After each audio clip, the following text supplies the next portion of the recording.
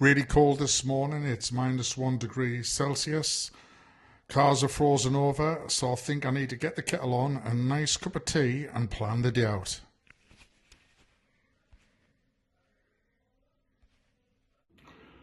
Cup of tea in hand, you can't beat a good old cup of Yorkshire tea. Yorkshire tea is the best brew you can get here in the UK. So if you see them out and about anywhere, purchase them because you won't go back once you've had a good old cup of Yorkshire tea.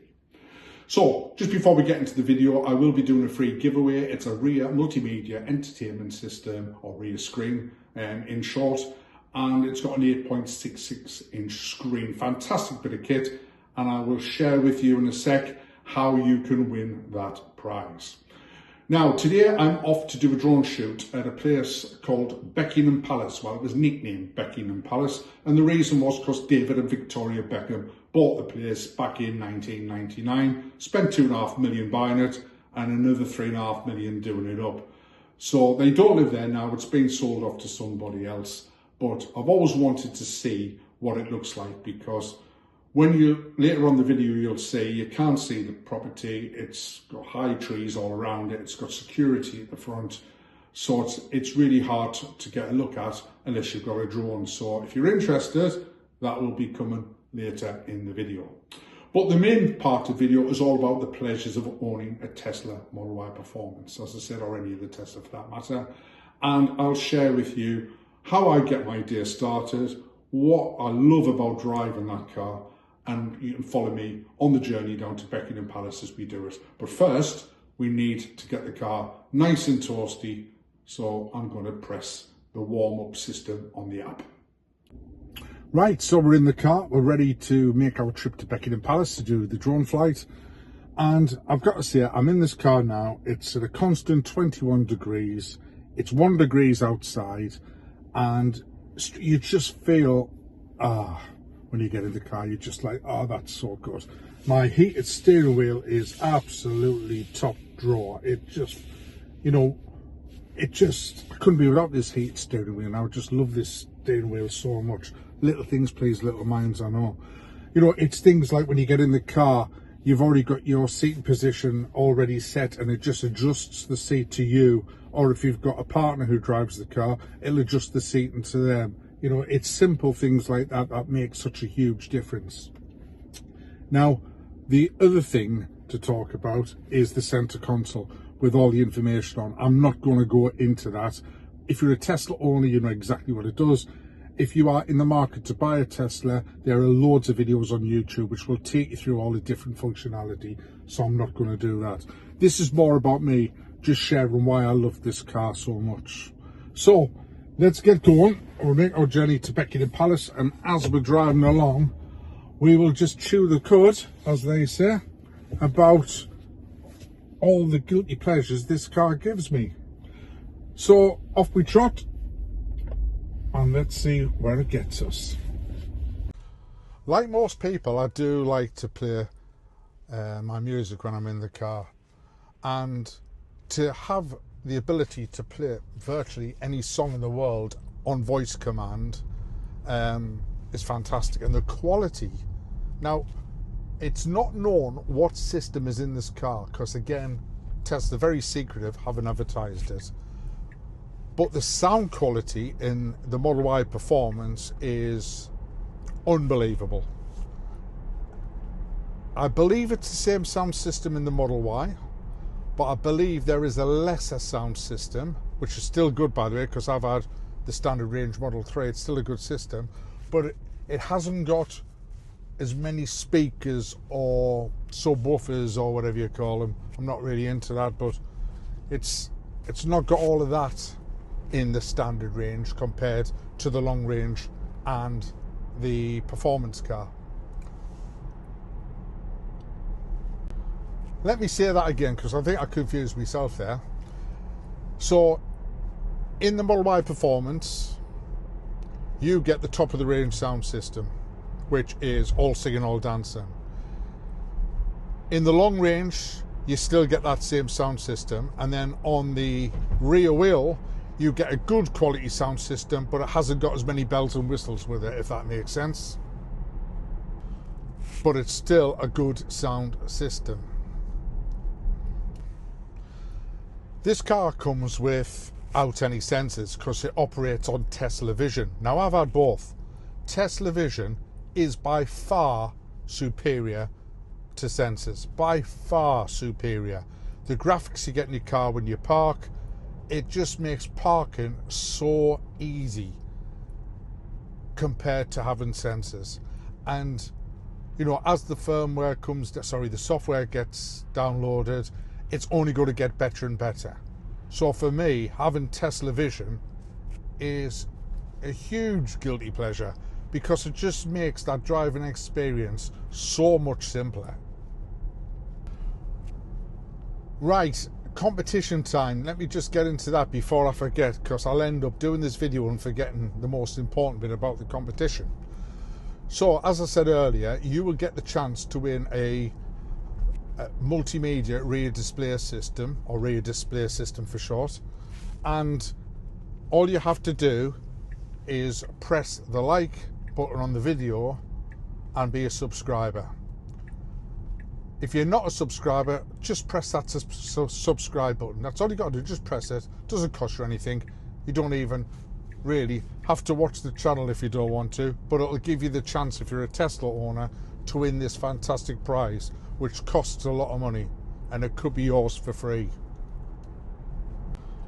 So go into the comment section, taking in mind you are now a subscriber, press the like button on the video and type in the word screen, SCREEN. Type in the word screen, and that gets you into the draw for the competition, which will be 2 weeks from posting of this video, and I will put the date at the top in the comment section when the draw will be done, and one lucky person is going to get an outstanding prize. The other thing to mention is the matrix lighting. So I'm not sure if the States have got that yet, but in Europe, or the UK for definite, this car has got matrix lights, and it just lights the road up for miles, or slight exaggeration, it's not miles, but a huge distance.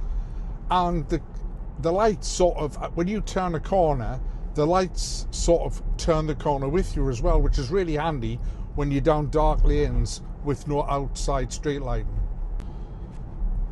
I personally, you know, and I'm a bit biased because I've had 4 Teslas now, I personally would not buy another EV, because for all the technology you get within a Tesla, I don't think there's any better technology out there, and the software updates are continuous, and everything is geared in the EV world towards owning a Tesla as an EV. Now, I know there's some nice EVs about, and there's some really smart ones, and some of them are more luxurious than what these are, but what I look at in the cold light of day is how big the company is, software updates, how often you get them, and charging. How easy is it going to be to charge the car when I'm driving the length and breadth of the UK, or I'm venturing into Europe? Because, as I said earlier, superchargers are everywhere, and the price of a supercharger compared to all the other brands of supercharging is a lot better and a lot cheaper. Now, I know Tesla have opened up some of the supercharging areas to other EVs, which I sort of disagree with, if I'm being honest, because that was Tesla's unique selling point. When you buy a Tesla, you're guaranteed to get a charge whenever you want one. And, you know, there's all these stories of people saying, oh, you know, I have to wait to get a charge because all these other EVs are in the way. I've not had that experience yet. I have seen other EVs, and, you know, it's not good when they take up 2 charging places, but I've never been in a position where I've had to wait around for a period of time because all the charging stations are full. I've never had that, and I know some of you will have had that. But yeah, my view is, I think Tesla superchargers should be for Teslas only, but, you know, who am I? So all in all, I just love this car. I love the drive, I love the ability to get out of a sticky situation, I love the thrill of driving it. there's nothing I can fault in this car at all. And for me, I'm quite picky when it comes to cars, and I tend to look for the niggles rather than all the good stuff. But I can't think of anything negative to say about driving this superb car. It gives me the performance I need, it gives me the comfort I need, and when you think about it, it never needs a service. You know, I was paying £500 for a first service on a BMW, and then when you get into the second and third services, that's when you start getting into the thousands. This car does not need a service. All you do is change the fluid and change your tyres when they run out. That's it. That's all the expenditure you will have to do when you own a Tesla. And the other day, funny enough, I got a puncture, and I thought I was going to have to flash out £330 for a new tyre. And I phoned up the local tyre repair place near where I live, because I wasn't sure if you could repair a tyre. I've got, what have I got, Pirellis on this, Pirelli 21 inches. And he said, yeah, I'll do them all the time. He says, bring it down. He said, as long as it's not on the tyre wall, I'll repair it. Sure enough, the puncture was plumb centre of the tread of the front left tyre. He repaired it in about 10 minutes for me, and it cost me £20. And the tyre is as good as new. It's only done 8,000 miles. So there's nothing worse than getting a puncture in a tyre, it can't be repaired, and you've got to fork out £330 for a tyre. So, yeah, just, guys, leave your thoughts in the comment section. Some of the stuff I've said there can be quite controversial, and some people might disagree with me. If you do, tell me.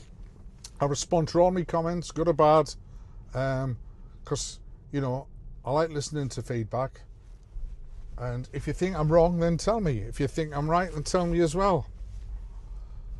So, we're just about to pull up to the area where I'm going to launch the drone to fly over Buckingham Palace. So, what I'll do, I'll sign off here. Please don't forget, like and subscribe, enter the competition, and I'll catch you on the next video. Watch the Beckham video if you want, see what you think. Again, put your thoughts and comments in the comment section. If you don't want to watch it, catch you on the next video. See you all later.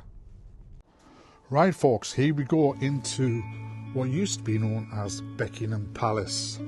So, Buckingham Palace, which used to be known as Roundbury House, boasts 24 acres of land and 7 bedrooms. When the Beckhams had it, they bought it in 1989 for £2.5 million and spent £3 million on renovating the property. As you can see, this is now owned by an insurance broker who bought it off the Beckhams, and this lad likes his toys, because if you look to the left of the picture now, you can see guns, rockets, helicopters, all parked up as a bit of a display outside the front of his house. You can just see the maze coming into the top of the frame now, which was there when the Beckhams moved in. And the gardens are absolutely stunning. It's reported that Brooklyn's bedroom had £20,000 worth of fibre optic lighting put in to recreate the night sky. It has tennis courts, swimming pool, snooker room and recording studios. And the land and the grounds are kept in absolutely stunning order. I wouldn't like to be the person paying for the gardener on this one. I mean, the views are just simply stunning.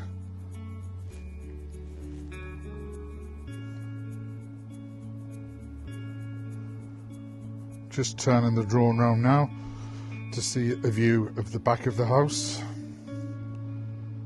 and it just looks absolutely breathtaking.